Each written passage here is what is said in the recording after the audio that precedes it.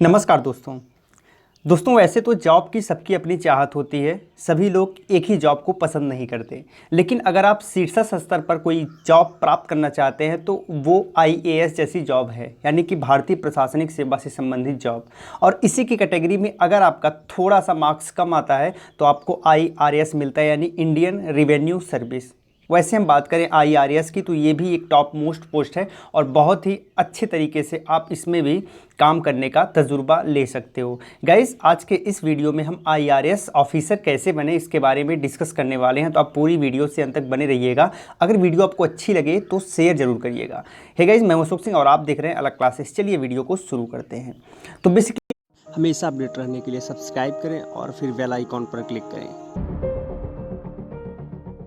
IRS का full form होता है इंडियन रिवेन्यू सर्विस, और ये सीएस यानी सिविल सर्विस एग्जामिनेशन के माध्यम से आप आईआरएस के पोस्ट तक पहुंच सकते हैं। बेसिकली सीएस यानी सिविल सर्विस एग्जामिनेशन कंडक्ट करा जाता है यूपीएससी के द्वारा, जिसे हम यूनियन पब्लिक सर्विस कमीशन के नाम से भी जानते हैं। इसका एग्ज़ाम प्रतिवर्ष में एक बार आयोजित किया जाता है और पूरे 12 महीने के सर्किल में फाइनली ज्वाइनिंग भी करा दिया जाता है। अगर हम आईआरएस ऑफिसर बनने के एलिजिबिलिटी क्राइटेरिया की बात करें तो कम से कम आपके पास ग्रेजुएशन की डिग्री होनी चाहिए। आप किसी भी स्ट्रीम से ग्रेजुएशन किए हैं और कितना भी परसेंट है ये ज़्यादा मायने नहीं रखता। मायने ये रखता है कि आपके पास एटलीस्ट फॉर्म अप्लाई करने से पहले ग्रेजुएशन की डिग्री होनी चाहिए। अगर हम यहाँ एज क्राइटेरिया की बात करें तो कम से कम आपकी उम्र 21 वर्ष होनी चाहिए जब आप ये फॉर्म फिलअप करने जाते हो, और मैक्सिमम 32 ईयर होनी चाहिए अगर आप जनरल कैंडिडेट हो तो। अगर आप ओबीसी हैं तो 3 वर्ष आपको यहाँ पर अधिक मिल जाएगा, यानी 35 ईयर, और अगर आप SC ST हैं तो आपको 37 ईयर तक आप इस फॉर्म को अप्लाई कर सकते हो। अगर यहाँ पर हम इसके मैक्सिमम अटेम्प्ट की बात करें तो आप अगर जनरल कैंडिडेट हो तो आपको टोटल 6 अटेम्प्ट यानी 6 बार आप फॉर्म भर सकते हो। फॉर्म भरने से अटेम्प्ट कैलकुलेट नहीं होता है। फॉर्म भरने के बाद जब आप एग्ज़ाम देने जाते हो और जैसे ही आपने अपने आप को प्रेजेंट कर दिया एग्ज़ाम में तो फाइनली आपका एक अटेम्प्ट समाप्त हो जाता है।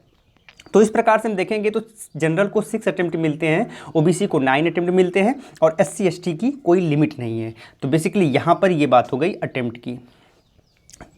अगर हम इसके ज्वाइनिंग प्रोसेस की बात करें तो आप आईआरएस ऑफिसर बनने के लिए बेसिकली 3 प्रकार के एग्जामिनेशन को क्रैक करके बेसिकली यह जॉब प्राप्त कर सकते हो। पहला pre examination, second mains examination and third interview. अब हम जान लेते हैं प्री एग्ज़ाम के बारे में। तो बेसिकली जो प्री एग्ज़ाम होता है वह यूपीएससी के द्वारा कंडक्ट करा जाता है। बेसिकली इसमें 2 पेपर होते हैं। पहला पेपर होता है जीएस का फर्स्ट पेपर, जिसे हम जनरल स्टडीज़ फर्स्ट पेपर कहते हैं, जिसमें 200 मार्क्स के 100 क्वेश्चन होते हैं और आपको टोटल 2 आवर्स के टाइम पीरियड में उसे सॉल्व करना पड़ता है। आपको बता दें यहाँ नेगेटिव मार्किंग भी होती है, तो आपको ध्यानपूर्वक क्वेश्चन को सॉल्व करने पड़ेंगे और जो क्वेश्चन होगा वो ऑब्जेक्टिव टाइप में होगा।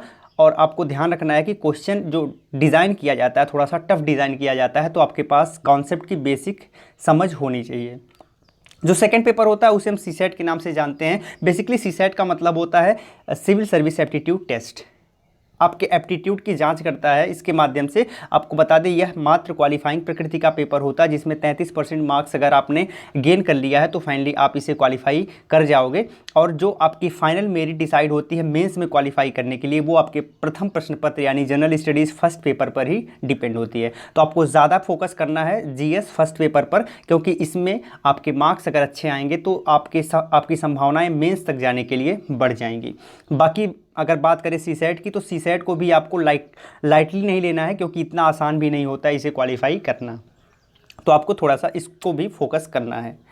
जैसे ही आप प्री एग्जामिनेशन में अच्छा मार्क्स प्राप्त कर लेते हो, फिर आपका सिलेक्शन हो जाता है मेंस एग्जामिनेशन के लिए। और मेंस एग्जामिनेशन में बेसिकली सबसे पहले आपको 2 लैंग्वेज के पेपर देने पड़ते हैं, जिसमें इंग्लिश लैंग्वेज मैंडेटरी होती है। जो सेकेंड लैंग्वेज है वो भारतीय संविधान में वर्णित कोई भी भाषा आप ले सकते हो, इवन आप हिंदी भी ले सकते हो।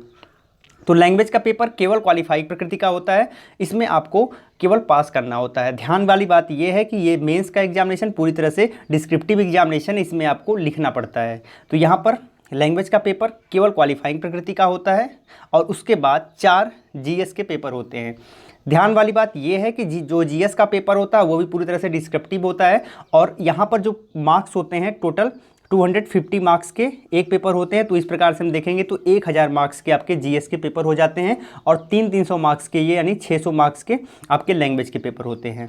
उसके बाद आता है एक ऑप्शनल सब्जेक्ट जिसे आप चुनते हो और उसका 2 पेपर होता है, 250 मार्क्स का ये भी होता है, तो टोटल 500 मार्क्स का आपका ऑप्शनल का पेपर होता है, ये भी पूरी तरह से डिस्क्रिप्टिव होता है। और लास्ट आता है एसए का पेपर भी 250 मार्क्स का होता है और ये भी पूरी तरह से डिस्क्रिप्टिव होता है। तो इस प्रकार से हम देखेंगे तो पूरी तरह से ये मेंस का सिलेबस है और इसी के अकॉर्डिंग आपका एग्ज़ाम मेंस का होता है। अगर यहाँ फाइनल सिलेक्शन की बात करें तो इसमें मेंस में आपके ये तीनों सेक्शन के मार्क्स कवर किए जाते हैं फाइनल कट ऑफ डिसाइड करने के लिए। अब इसके बाद इंटरव्यू आता है और इंटरव्यू के बाद फाइनल आपका सिलेक्शन होता है।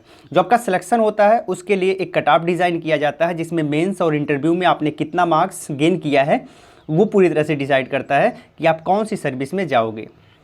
गाइस, पूरी तरह से कट ऑफ के बेसिस पर ही आपको सर्विस अलॉट होती है। अगर आपका टॉप मार्क्स है, आप अगर टॉप रैंक में आते हो तो फाइनली आपको आईएएस मिल जाता है, अगर आप उससे कम में आते हो तो आईपीएस मिल जाता है, उससे कम में आते हो तो आईआरएस मिलता है। इस प्रकार से यहाँ पर डिस्ट्रीब्यूट होती है आपको सर्विसेज।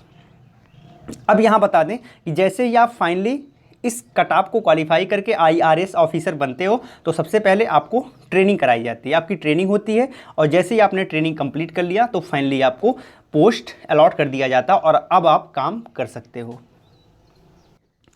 अब बात आती है सैलरी की। तो अगर आप आईआरएस ऑफिसर के रूप में जॉब प्राप्त किए हो तो आपकी जो सैलरी होगी वो 65,000 से लेकर 2,25,000 के बीच में आपकी सैलरी होगी। तो गाइस, यहाँ पर काफ़ी अच्छी खासी सैलरी आपको देखने को मिल रही है।